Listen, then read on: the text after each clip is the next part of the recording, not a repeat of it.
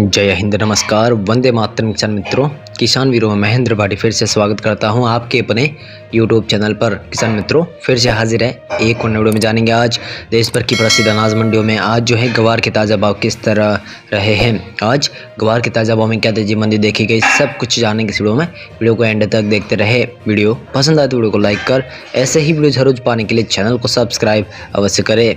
जोधपुर की मंडी में 5,000 रुपये प्रति क्विंटल, जोधपुर की मंडी में ग्वार गम 10,000 रुपये प्रति क्विंटल, बयावर की मंडी में 4,900 रुपये प्रति क्विंटल, सुमेरपुर की मंडी में 4,720 रुपये प्रति क्विंटल, ऊर्जा मंडी में 5,200 रुपये प्रति क्विंटल, नीमच मंडी में 5,500 रुपये प्रति क्विंटल, बीकानेर की मंडी में 5,000 रुपये प्रति क्विंटल, बीकानेर की मंडी में ग्वार गम 10,200 रुपये प्रति क्विंटल, बाड़मेर की मंडी में 5,100 रुपये प्रति क्विंटल, हनुमानगढ़ की मंडी में 4,750 रुपये प्रति क्विंटल, गंगानगर की मंडी में 4,880 रुपये प्रति क्विंटल।